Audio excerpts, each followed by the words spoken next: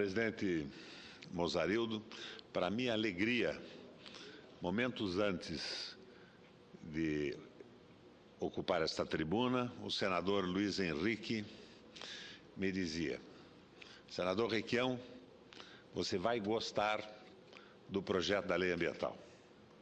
É um bom presságio, que o senador sabe que eu sou ambientalista. E se ele prevê que a lei me agradará, significa que teremos, enfim, uma lei ambiental equilibrada.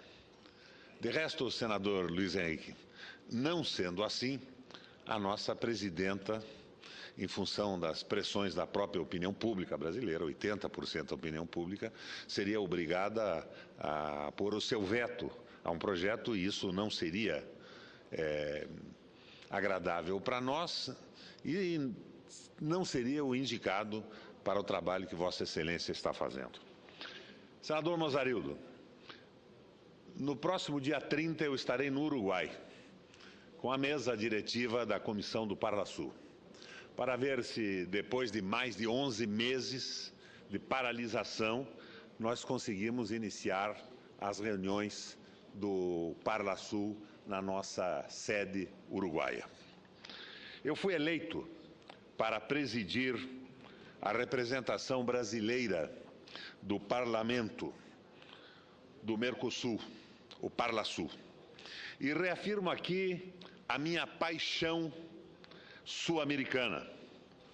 Brasileiro de nascimento, sou também cidadão do continente. Uma identidade nem sempre fácil de ser portada, reconhecida ou respeitada.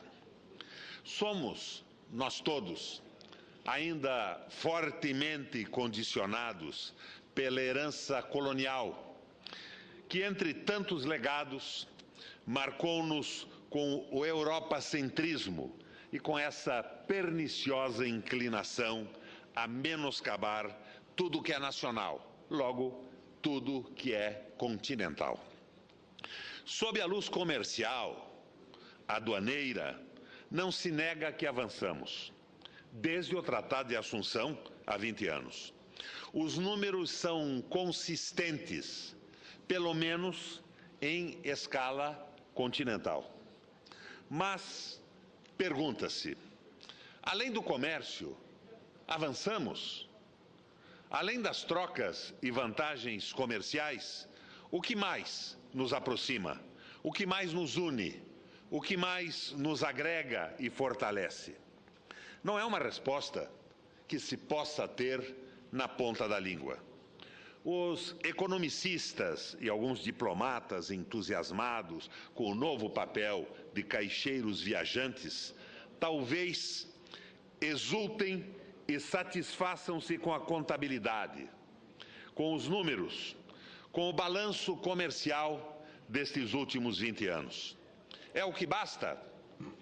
A integração é tão simplesmente econômica? Sustenta-se, consolida-se, pereniza-se uma integração fundada apenas no comércio, apenas em negócios? Não acredito.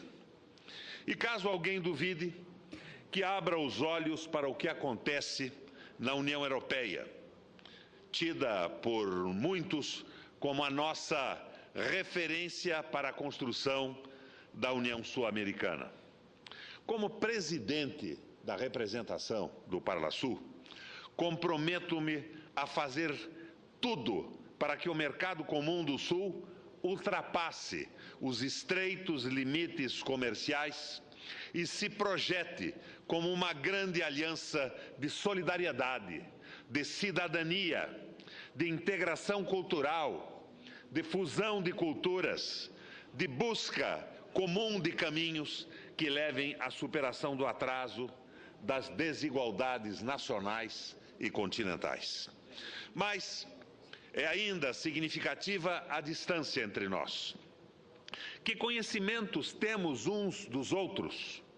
Que sabemos da história de nossos vizinhos? Excetuando-se alguns pontos turísticos que cada cultura divulga a rivalidade futebolística nem sempre saudável, a carta de vinhos e algumas informações gastronômicas que mais sabemos uns dos outros. Na verdade, não estamos ensimesmados. Olhamos para o norte como se de lá viesse a luz.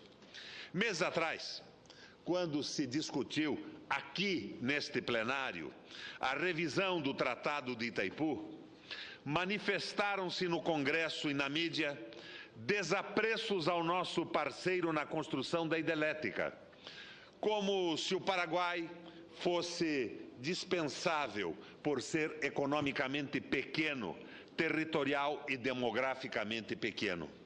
Nesta toada, o Uruguai também seria dispensável, assim como possíveis futuros parceiros do bloco, como o Equador, a Bolívia e até mesmo o Chile.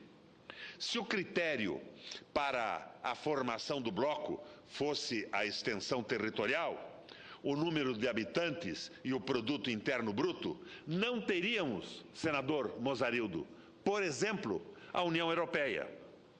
Unidade e complementariedade. Unidade e consciência das diferenças. Unidade e respeito à realidade local. Não vamos construir o mercado comum do Sul, não vamos avançar na unidade latino-americana com cacuetes imperiais, com tentações coloniais. De passagem pelo Brasil há anos, o professor Lester Turow, um dos papas da globalização, falando sobre a possibilidade de se viabilizar o Mercosul, fez uma distinção entre mercado comum e área de livre comércio. As áreas de livre comércio, explicava, são circunstanciais. Não implicam em compromissos mais abrangentes entre os países. Não integram. Se o Mercosul for apenas uma área de livre comércio, advertia, fracassará inexoravelmente. Para ter sucesso, dizia, o Mercosul precisa ser um mercado comum, o que quer dizer que o Brasil, Argentina, Uruguai e Paraguai devem se dispor a abrir mãos de alguns poderes de governo, harmonizar regras, pagar impostos para ajudar áreas mais pobres.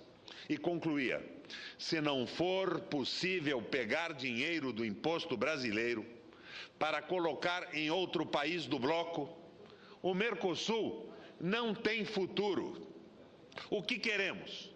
A quebra das cancelas nas aduanas para que comerciemos isso e aquilo sem enraizar compromissos? Ou queremos um enlace de nossos destinos? Nesse mundo em ebulição, nesse mundo às voltas com estripulias do capitalismo financeiro e com os desarranjos provocados pelo neoliberalismo, não podemos navegar solitariamente e muito menos orbitar na dependência dos países imperiais. A União Europeia desenvolve um esforço enorme para impedir que a crise desagregue, debilite e imploda o seu bloco. O primeiro-ministro da Rússia, Vladimir Putin, anuncia os primeiros passos para a formação de um bloco econômico que reúna os antigos países da União Soviética para fortalecer política e economicamente os países do Oriente Europeu em suas relações com o Ocidente e com a China. E a China, por sua vez, busca, senão, a formação de um bloco asiático, pelo menos acordos regionais com os países do Oriente. Enfim, vivemos um tempo adequado para que avancemos na consolidação da unidade sul-americana. Tempo também para que discutamos os pressupostos em cima dos quais vamos construir esta unidade. A crise do capitalismo financeiro, a debacle dos principais dogmas do neoliberalismo são advertências, são gritos extraordinariamente claros sobre que caminhos devemos evitar. Antigas e sólidas verdades, desprezadas pelo deslumbramento com o mercado. Este baú que tanto encantou os nécios, afloram e convidam-nos a pensar, a refletir, a agir. Pensar, esse exercício que ficou tão fora de moda, que caiu em desuso desde aquela parvoíce sobre o fim da história e o triunfo do mercado, per omnia secula seculorum.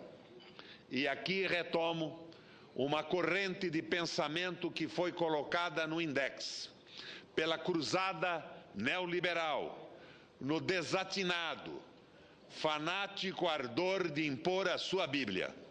A corrente de pensamento que se formou em torno da Comissão Econômica para a América Latina e o Caribe, a antiga e mística CEPAL.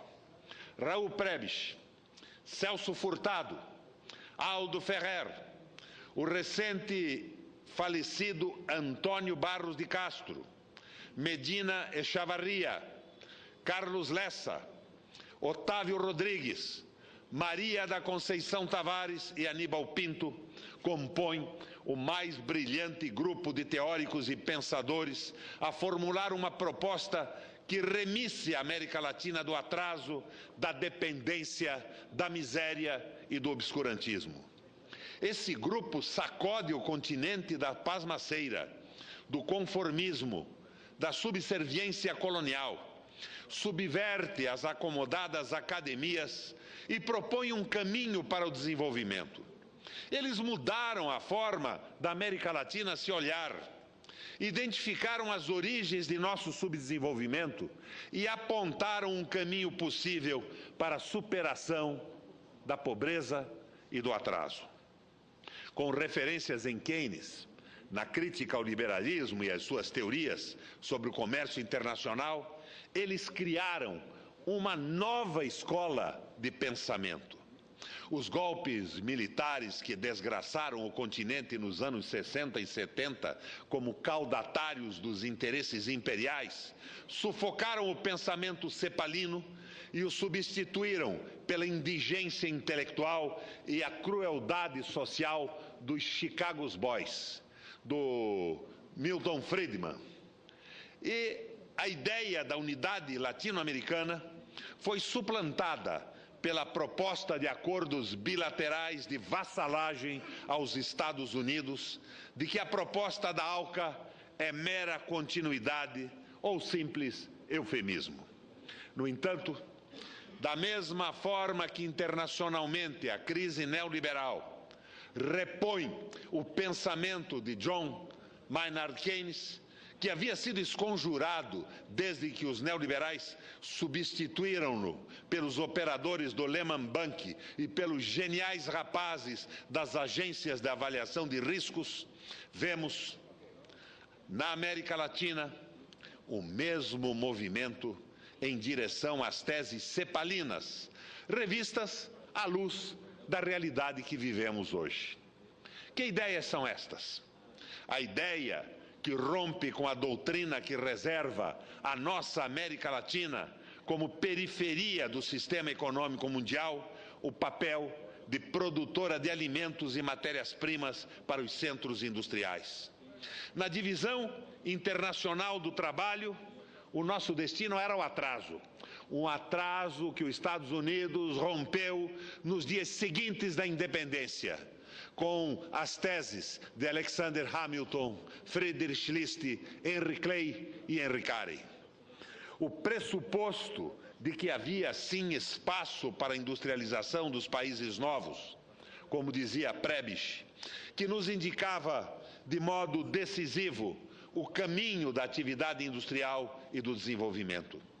Que a construção nacional não se dá apartada do mundo, que se integra e interage com ele, mantendo-se, no entanto, firme no comando do próprio destino. O conceito de que o desenvolvimento é sempre um processo endógeno, dentro de um espaço determinado, fundado nas próprias forças, com a participação solidária da sociedade, com a distribuição dos benefícios e com claríssimos fundamentos de justiça social. O entendimento de que ao Estado reserva-se um papel insubstituível nesse processo, organizando energias, talentos, recursos, construindo a infraestrutura que servisse de base de lançamento para as iniciativas, estimulando pessoas, ideias e projetos, mediando com o mais radical senso de justiça as contradições sociais. Um parêntese, presidente Assir Gurgas. Nós, segundo previsões, vamos pagar de juros da dívida pública do Brasil, num ano, 250 bilhões de reais. E nos sobrará para investir na infraestrutura do nosso país 44 bilhões de reais. Estamos num caminho errado. E eu, que me entusiasmo com os discursos da presidenta Dilma e do ministro Manteiga, me decepciono com a tibieza da redução dos juros quando se reúne o Copom e estabelece a queda de apenas meio ponto. A concepção de que o desenvolvimento exige a transformação da estrutura produtiva com industrialização, com ciência e tecnologia, é um juízo definitivo, no sentido de que não há desenvolvimento sem transformação produtiva e sem conhecimento. Não há desenvolvimento com um país inteiro trabalhando para pagar juros absurdos da dívida pública. O convencimento de que a economia interna e os recursos próprios são fontes básicas para as transformações, que crédito e investimentos internacionais serão e são sempre apenas complementares e não substituem a economia nacional e a poupança interna. A contraposição, as teses de que não havia mais espaço para transformações nacionais ou regionais, que a era das revoluções nacionais encerrara-se, restando-nos apenas a vassalagem e a dependência, foram derrotadas com a debacle da economia financeira, capitalista financeira nos Estados Unidos. A compreensão de que a construção da identidade nacional completava-se com a construção de uma identidade latino-americana, sul-americana, na verdade, para nós.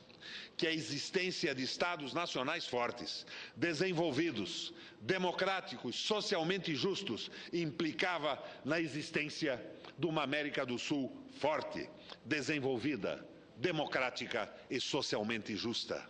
São as crenças que vão se consolidando na cabeça dos latino-americanos, dos sul-americanos.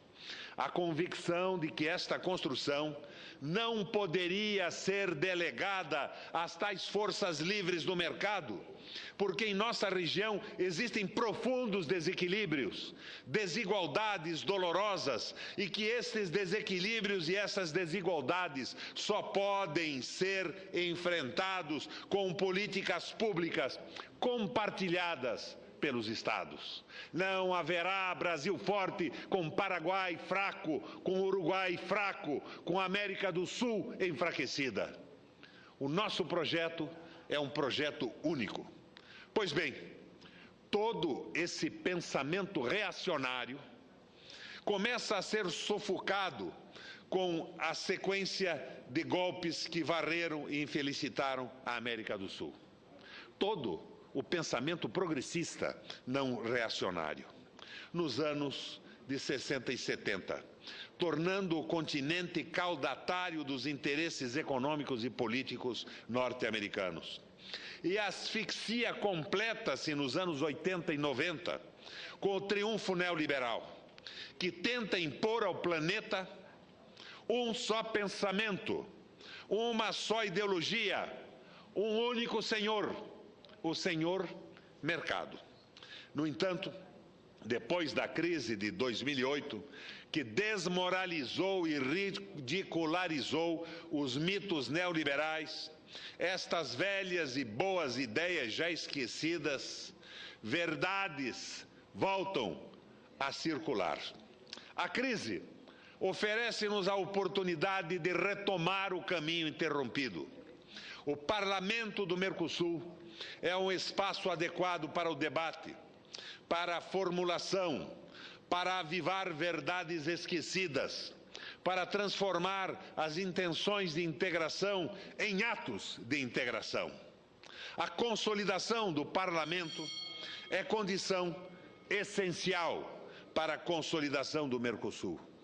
O Parlasul é o meio que faltava para fazer do Mercosul uma realidade incontestável, um protagonista forte, altaneiro das relações com os outros países e outros blocos comerciais. Este é o meu compromisso como presidente da representação brasileira no Parlamento do Mercado Comum do Sul. Preciso e espero contar sempre com o apoio deste Senado, das senadoras e dos senadores, para o bom desempenho desta tarefa. Dia 31, 1 e 2, estaremos reunidos no Uruguai para interromper a paralisação e colocar esse instrumento de integração sul-americana em movimento. Obrigado pela tolerância com o tempo, se é que não cumprir o tempo regimental, o que me parece que, na verdade, aconteceu. Obrigado, presidente.